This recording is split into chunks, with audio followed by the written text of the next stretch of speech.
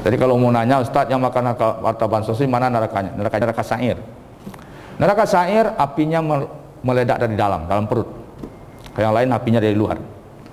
Kemudian neraka yang berikutnya hutamah. Orang yang selalu berkeluh kesah mau yang sakit-sakit mau tarik Allah, jangan mau seperti yang pasien-pasien toladani sikap Nabi Ayub alaihissalam, ya, toladani sikap Nabi Ayub alaihissalam. Nah, kemudian neraka yang kelima adalah neraka tadi neraka hutama, kemudian neraka lazza yang keenam, yang ketujuhnya neraka jahanam.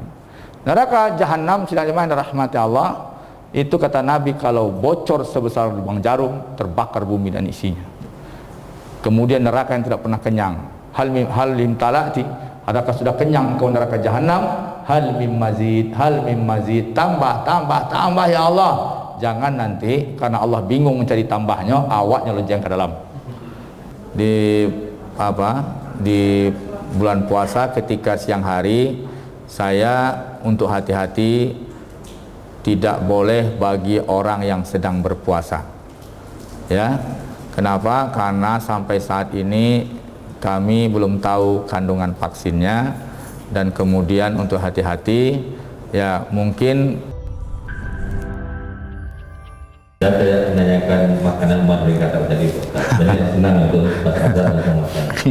Saya menanyakan bagaimana sikap kita seandainya nanti ada warga masyarakat menanyakan sudah kita di rumah sakit, bagaimana nih Pak Dokter atau Ibu Perawat bidan, apakah kita diperkenankan ke masjid salat tarawih atau di rumah saja atau nanti sampai Idul Fitrinya? Ini yang di zaman pandemi lainnya Pak, seperti yang tadi Pak Ustaz. Ya. Jadi bisa jadi pencerahan bagi kita semuanya, karena tahun dulu banyak yang tidak pergi ke masjid Ustaz, sehingga sampai memanjang. Jadi nanti setahun tidak salat ke masjid. Mohon pencerahan dari Pak Ustaz. Terima kasih. Assalamualaikum warahmatullahi wabarakatuh. Waalaikumsalam warahmatullahi wabarakatuh. Kalau saya menyarankan, ibadah itu kan menguatkan imun. Imun itu berkurang karena tekanan psikologi. Ibadah itu mengobati jiwa, menguatkan hati, dan mengurangi psikologi. Orang akan kekebalan tubuhnya akan muncul ketika hatinya tenang, dia tidak depresi, kemudian hilang stresnya, dan itu ada pada sholat. Makanya sholat itu sidang rahmati Allah, di waktu zuhurnya, yang ketika kita sengit-sengitnya di waktu siang, justru sholat sunatnya lebih banyak daripada sholat sunat waktu subuh. Subuh kita lagi dalam keadaan fit, baru bangun, tidak ada masalah, cuman 2 rakaat saja sholat sunatnya. Sementara sholat zuhur itu ada yang mazhab yang mengatakan 4 2 salam sebelum zuhur, 4 sesudah zuhur, 8 sholat sunatnya. Minimal 2 sebelum zuhur, 2 sesudah zuhur. Juga kenapa itu? Karena di waktu zuhur itu kita dalam keadaan tegang, kita dalam keadaan banyak masalah, maka butuh menetralisirnya dengan jumlah rakaat yang banyak. Jadi sebenarnya sholat itu menetralisir kondisi badan kita, psikologi kita, dan yang lainnya. Dan itulah yang menguatkan imun. Jadi ibadah solusi untuk menguatkan imun, dan imun adalah penangkal untuk wabah penyakit corona ini, menghadapi virus corona ini. Kemudian sholat itu, sholat berjamaah di masjid, sudah terdengar azan, hayya 'alas shalah, mari tegakkan sholat berjamaah, itu maksudnya. Jadi bukan maksudnya mari tegakkan sholat di rumah. Nah, hayya 'alas shalah, mari tegakkan sholat berjamaah. Hayya 'alal falah, mari sambut kemenangan dan kebahagiaan. Al-falah, kemenangan, kesuksesan. Jadi sholat itu akan menyukseskan kita. Terkait juga dengan kita berdampingan dengan banyak orang ketika sholat, dalam saf sholat, itu semuanya sudah dalam kondisi berwudu. Semua dalam kondisi berwudu, di mana wudu itu sudah membersihkan rongga hidung, membersihkan rongga kerongkongan, kemudian sudah membersihkan tangan dan badan. Kenapa wudhu itu tangan yang utama? Karena tangan inilah yang sering melakukan memegang banyak hal, kemudian untuk kebersihan itu tangan. maka disunahkan mencuci tangan. Kalau hambali, ini masuk rukun wudhu, cuci tangan sebelum berwudhu. Jadi cuci tangan sebelum kita mengambil air itu. Jadi coba kita lihat proses wudhu. Cuci tangan dulu, bersihkan tangan. Kenapa? Karena tangan ini akan menyampaikan air masuk hidung.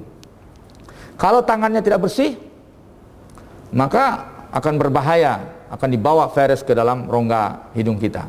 Begitu juga perkara nanti kumur-kumur dengan tangan. Jadi dicuci. Maka dalam Islam juga ada aturan untuk perkara makanan tangan kanan, perkara yang lain dengan tangan kiri. Jadi Islam itu sudah menata semuanya. Maka sebenarnya sholat itu sudah ada protokol kesehatannya. Jadi bagi saya tidak ada masalah kita ke masjid, sholat tarawih, sholat berjamaah. Kenapa? Karena hal itu akan menambah imun kita, insya Allah. Kemudian di situ ada pengajian. Cuma tentu saja dijaga protokol kesehatannya. Ya. Perkara berjarak segala macam itu disarankan nanti. Kalau komunitasnya komunitas internal, saya dulu ketika masjid saya buka, termasuk orang pertama membuka masjid kami di Kota Padang, sampai wali kota mengutus 5 orang ke masjid saya, masjid kita, itu kita bikin protokolnya begini. Pertama, sirkulasi udara harus terbuka, semua pintu dibuka. Jadi AC kita matikan, sirkulasi udara alami. Kedua, yang sholat di situ komunitas lingkungan internal, yang kita memang sudah bergaul tiap hari dan kita paham kondisinya, ya. Dan kemudian kita sediakan, kita anjurkan setiap mau berwudu memang harus pakai sabun dulu. Kalau sebelumnya berwudu langsung tangan saya, ini memang dianjurkan pakai sabun dulu, ya. Jadi insya Allah tidak ada di lokasi kita aman sampai sekarang. Jadi menurut saya tidak ada masalah. Juga kita kan new normal ya. Menurut saya itu sudah bisa dilaksanakan sholat sebagaimana mestinya di masjid. Namun saja tentu nanti eksekutornya, keputusan terakhir itu kembali kepada pemerintah daerah. Ya, secara hukum fikih bagi saya tidak ada masalah. Kenapa? Karena kita sudah praktekkan dan juga kita sudah tinjau dari berbagai macam sudut, insya Allah. Ya. Kita ada di bulan Ramadan mungkin masih ada program vaksin biar kita diharapkan oleh yang menonton untuk vaksin di bulan Ramadan, vaksin COVID-19. Ya. Kalau masalah vaksin nanti tentu tanya kepada gerakan pemerintah, itulah program pemerintah ya. Nah, nanti juga kalau vaksin di bulan puasa ketika siang hari, saya untuk hati-hati tidak boleh bagi orang yang sedang berpuasa. Ya. Kenapa? Karena sampai saat ini kami belum tahu kandungan vaksinnya, dan kemudian untuk hati-hati ya, mungkin di malam hari atau bagaimana. Kenapa? Karena kondisi orang berpuasa itu lemah fisiknya. Ya. Jadi kalau kami menyarankan, tapi tentu itu keputusan pemerintah, kami menyarankan sedang berpuasa jangan divaksin. Kalau nanti divaksin di luar berpuasa silahkan ya. Kalau kami menyarankan jangan divaksin. Kalau saya tidak mau divaksin ketika berpuasa. Baik, silakan. Ya. Oh, antigen. Oh ya. Di bandara, Ustaz. Oh, bandara. Puasa tidak membatalkan puasa. Karena batas makanan kerongkongan. Masuknya benda melewati kerongkongan, apakah berupa makanan dan yang lainnya, faktor luar, itu yang membatalkan puasa. Ya, silakan di belakang. Ada di belakang. Assalamualaikum warahmatullahi wabarakatuh. Waalaikumsalam warahmatullahi wabarakatuh. Ya. Pertanyaan saya tentang Qiyamul Lail. Ya. Qiyamul Lail itu ada di beberapa tempat yang menyatakan bahwa tarawih itu adalah Qiyamul Lail. Berarti dia lakukan di awal malam setelah selesai atau sampai jam 10-an. Ada juga di beberapa tempat dia Qiyamul Lail itu mulai start jam 10 atau jam 11 malam, 2 rakaat dengan ayat yang sangat panjang, kemudian duduk baca Al-Quran sampai nanti jam 3 malam atau sampai jam 4 mau sahur. Nah, menurut Ustaz mana yang lebih bagus? Kalau saya lihat dua-duanya bagus, tapi menurut Ustaz bagaimana? Ya. Rasulullah Shallallahu Alaihi Wasallam sholat tarawih pertama dia sholat 2 kali salam, kemudian duduk sejenak. Tapi bukan baca Quran sampai jam 3 malam itu. Duduk sejenak, istirahat sejenak. Kemudian beliau sambung 2 kali salam lagi, kemudian witir. Maka sampailah keluar 2 versi hadis. Hadis kata Nabi, shalla Rasulullah SAW arba'an. Oleh pensarah kitab Sahih Muslim, oleh Musa Sahin Lasin, Profesor Dr. Musa Sahin Lasin, dalam kitabnya Fathul Min'am, dia katakan, yang dimaksud solat Nabi 4 rakaat bukan 4 rakaat 1 kali salam, yaitu Nabi solat 2 rakaat salam, 2 rakaat salam, namun setelah 2 kali salam dia istirahat sejenak. Istirahat sejenak. Kemudian setelah itu Nabi melanjutkan sholat tarawihnya. Jadi maksudnya bukan setelah sholat dulu 2 rakaat kemudian dia baca Quran, berarti itu tidak ada tuntunan dari Rasulullah Sallallahu Alaihi Wasallam. Tapi apakah itu boleh? Boleh, nggak ada masalah. Kenapa? Karena nanti setelah ini kan dia sholat. Yang penting mulai dari waktu Isya sampai waktu Fajar itu peluang sholat malam. Mulai dari waktu Isya, setelah Isya. Kenapa? Karena hitungan kita bulan Qomariyah, bukan Samsiyah. Kalau Qomariyah itu mulai dari Maghrib sampai waktu Fajar. Tapi kalau hitungan Samsiyah, pertukaran hari itu di jam 12. Itu bedanya. Kalau hitung bulan Qamariyah, pertukaran hari itu di Maghrib dan Subuh. Jadi kalau Samsiyah, maka pertukaran hari itu di jam 12 malam. Jadi kalau hitungan dalam Islam ini Qamariyah, yaitu mulai setelah sholat Isya sampai subuhnya kita sudah bisa mengisi ibadah-ibadah malam. Itu yang disebut dengan Qiyamul Lail. Dengan ibadah kita saat dan dalam pelayanan kita. Ya. Jadi kebetulan saya pelayanannya di isolasi Ustaz. Jadi di isolasi itu kita kan masuk ke restoran itu memakai seragam protokol. Ya. Jadi yang akan menyulitkan kita untuk ibadah salat itu Ustaz. Jadi pernah suatu ketika saya masuk jam 2:30 sore dan keluar jam 2:30 malam. Jadi ada 3 salat yang ketinggalan, Ustaz, asar, maghrib dan isya. Jadi pada saat itu saya salatnya di jam 2:30 malam, langsung saya ngapel sama salatnya. Itu bagaimana hukumnya Ustaz? Ya. Terima kasih Ustaz. Apakah sulit melakukan sholat bongkar pasangnya itu, Bu? Sulit ya. Nah, kemudian apakah bisa sebelum pakaian dipasang kita berwudu dulu dan kita pakai pakaian itu untuk sholat? Jangan dianggap sholat itu harus pakai mukena saja. Sholat itu sifatnya menutup aurat, ya, seperti yang tertutup oleh mukena. Nah, kalau bisa sebelum dipakai berwudu dulu. Nah, nanti sholatnya dilakukan. Itu solusi pertama. Solusi kedua, ibu boleh melakukan jamak takdim. Waktu zuhur ibu sholat dengan menjamak zuhur dengan asar. Kemudian nanti setelah selesai tugas sampai jam berapa malam? Biasanya sampai jam 8 atau jam 9. Masuk waktu Isya, ibu jamak takhir maghrib dengan Isya. Jadi jangan ketiga-tiganya digondol. Nah, itu boleh saja kalau memang darurat, sangat darurat. Tapi ini baru masih bisa di manage. Apa itu? Pertama solusinya jamak takdim zuhur dengan asar.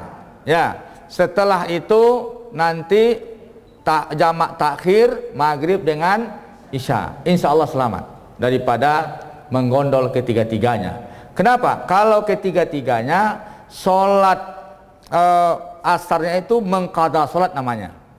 Maghrib dengan isya menjamak sholat namanya.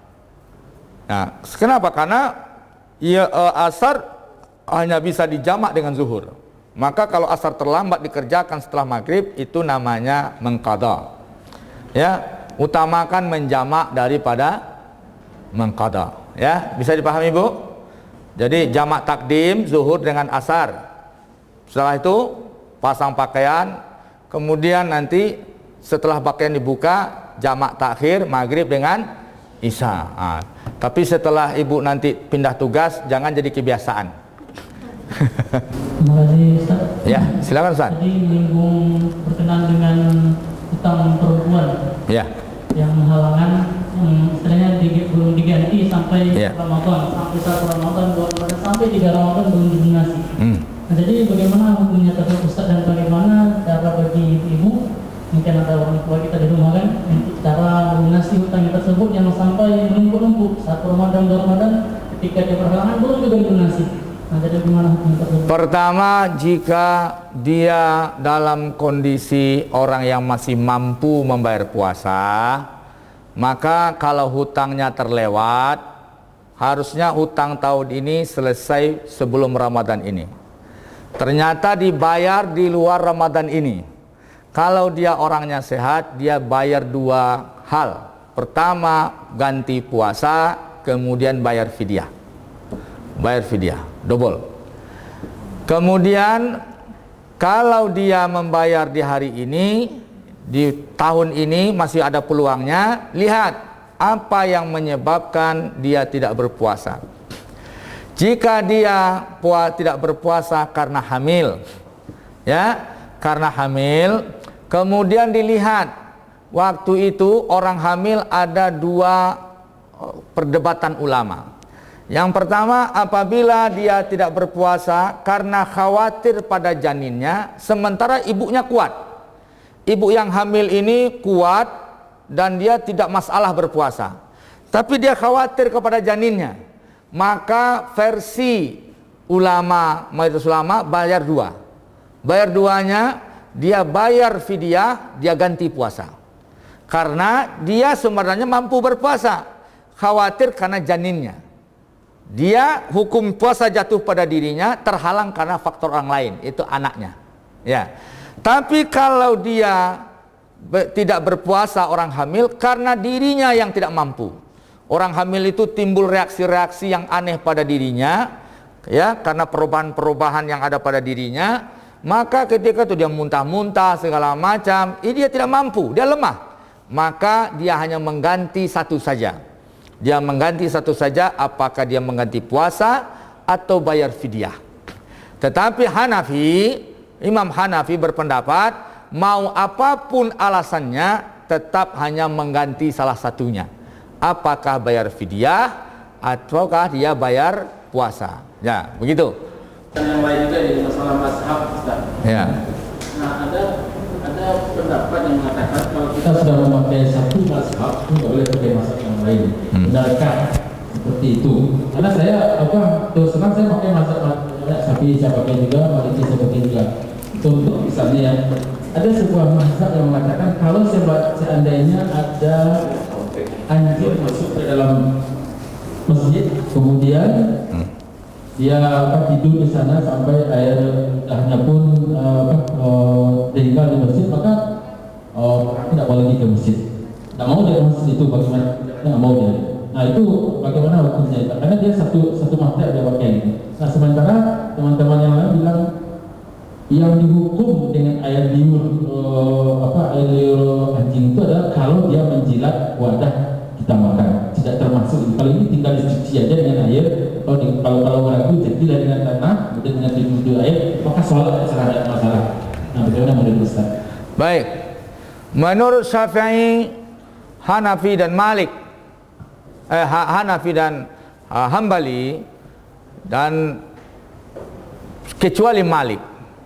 Tapi Syafi'i lebih ketat bahwasanya anjing itu najis ain, najis mughalazah, najis berat, maka bulunya pun dihitung najis, tidak hanya air ludahnya saja. Jadi kalau ada anjing terpijak, ada bulunya di tubuh orang yang sholat, maka dia sholatnya jadi bermasalah. Itu menurut Syafi'i. Pendapat ini lebih dekat dengan dua mazhab yang lain, yaitu Hambali dan Hanafi. Nah, Malik satu-satunya mazhab yang menghukum anjing bukan najis ain. Anjing bukan najis. Maka pendapat Malik ini banyak diserang oleh mazhab-mazhab lain. Untuk lebih hati-hati, dan kaidah fikih khuruju minal khilaf mustahab, keluar dari perdebatan dipandang baik, maka pakai mazhab Syafi'i bahwasanya anjing adalah najis ain. Maka kalau kita bicara solat, jadi kalau ada anjing masuk masjid, bersihkan seluruh unsur-unsur yang ada pada bekasnya itu, artinya ada bulunya, ada air ludahnya, segala macam, itu harus dibersihkan. Dan bukan berarti masjidnya nggak bisa dipakai lagi. Masjidnya dipakai sama dengan orang Badui kencing di masjid. Siram kencingnya kata Nabi. Kan tidak diruntuhkan masjidnya. Ya, jadi tidak ada masalah, tetapi jangan pula dianggap nggak boleh sholat, tapi tetap dibersihkan. Kalau saya lebih cenderung kepada mazhab Syafi'i dalam perkara anjing. Nah, tapi di Indonesia ini ada namanya Persis di Bandung, dia pegang mazhab Malik bahwasanya anjing bukan najis. Anjing bukan najis, tetapi bukan berarti anjing boleh dimakan, ya. Ya, anjing tidak najis tapi tidak boleh dimakan. Kenapa? Karena dia itu binatang buas yang bertaring. Nah, itu. Menggabung mazhab itu berdasar. Menggabung mazhab jika ada dalil, kita paham dalilnya dan kita punya alasan untuk kecenderungan berdasarkan argumentasi, itu boleh. Tapi pindah mazhab buta seenak-enak tidak boleh. Itu talfit namanya. Tapi selagi kita paham ini dalilnya begini, ini dalilnya begini, itu boleh. Sekarang ini sebenarnya di tengah mahasiswa ini yang berkembang itu mazhab Hambali. Salafi itu mazhab Hambali. Jadi orang Salafi itu mazhabnya Hambali, bukan Syafi'i. Nah, Hambali, kenapa terjadi perdebatan di Indonesia dengan kawan-kawan Salafi? Karena Indonesia ini bermazhab Syafi'i. Terus datang mazhab Hambali, jelas beda. Jelas beda. Mazhab Syafi'i itu gabungan mazhab Malik dengan mazhab Hanafi. Mazhab Malik ahli hadis digabung dengan mazhab ahlul ra'i. Maka lahirlah Syafi'i. Mazhab yang terbaik itu mazhab Syafi'i. Tapi orang Salafi meremehkan mazhab Syafi'i. Saya selalu membahas setiap Kamis kajian 4 mazhab. Di mana-mana saya bahas kajian 4 mazhab. Saya ingin menjelaskan pada umat, mencerdaskan umat, bahwasanya khilafiyah itu semuanya oke, nggak ada masalah, nggak perlu dipertengkarkan. Jadi untuk menyatukan umat ini, saya sosialisasikanlah 4 mazhab. Tetapi kalau ditanya saya, setelah saya meneliti 4 mazhab ini, saya cukup kagum dengan mazhab Syafi'i. Mazhab itu terbagi saja, metodenya 2 saja, ahlul hadis atau ahlul ra'i. Maka kalau Hambali itu ahlul hadis, Malik ahlul hadis. Nah, Hambali, Hanafi ahlul ra'i. Datang Syafi'i belajar sama Malik, setelah belajar sama Malik dia belajar mazhab Hanafi. Dia gabung 2 mazhab. Maka duduk solat Syafi'i itu 2 mazhab. Duduk solat sebelum tahiyat itu mazhab Hanafi. Duduk solatnya ketika tahiyat itu memakai mazhab Malik. Maka Syafi'i mengeluarkan kitab usul fikih sebagai kawaid hukum fikih. Dan itu pertama dalam sejarah Islam. Bapak usul fikih itu adalah Syafi'i. Tidak bisa seseorang jadi ulama fikih kalau tidak paham usul fikih. Itu Syafi'i. Ya. Boleh kalau punya alasan. Ya. Mengenai mungkin satu gitu ya. Terkait zakat mal. Zakat mal kita punya kewajiban setelah sampai nisab dan haul kan. Nah, apakah ada beberapa orang akan kasih waktu buat baca apa itu bulan Ramadan? Oh ya. Nah, saya nggak tahu alasannya apa, mungkin nggak pernah mengingat atau jangan-jangan utamanya kita kasih kita bayar zakat di bulan Ramadan atau sama aja di bulan lain dengan bulan Ramadan. Ya. Baik, zakat mal maupun zakat apapun ditakdim boleh, ditakhir tidak boleh. Zakat dimajukan pembayarannya boleh, dilambatkan yang tidak boleh. Jika dia meletakkan zakat malnya dibayar di bulan Ramadan dalam rangka mendahulukan mentakdim, bayar di muka, itu boleh. Tapi kalau zakatnya jatuh sebelum Ramadan, kemudian dilambatkan sampai Ramadan, itu dosa. Itu dosa. Ya, nah jadi perkara bayar zakat mal di bulan Ramadan sesuai dengan kewajiban zakat mal yang jatuh di bulan Ramadan. Ya, atau mendahulukan zakat mal yang jatuh setelah Ramadan. Jadi zakat ini konsepnya membayar lebih di muka boleh, kalau nanti berlebih jadi sedekah, kurang harus ditambah. Ya, artinya zakat kita jatuhnya di bulan Syawal. Karena Ramadan datang, kita dahulukan dibayar di bulan Ramadan. Itu boleh. Tapi kalau seandainya zakat kita jatuh di bulan Syaban, terus kita bayar di bulan Ramadan, itu dosa. Nah, jadi tidak terkait dengan Ramadannya, terkait dengan kapan jatuhnya kewajiban zakat. Ya. Ya. Untuk keutamanya pahalanya. Keutamanya boleh bayar di muka lebih utama. Pahalanya itu di bulan Ramadan kita kerjakan. Di bulan Ramadan kalau takhir, kalau jadi terlambat membayarnya, dosa malah. Nah, kalau takdim lebih afdal, maka dapat di situ fadilah Ramadan 70 kali lipat. Ya, ya. Cukup. Sidang jemaah yang dirahmati Allah, mudah-mudahan bermanfaat.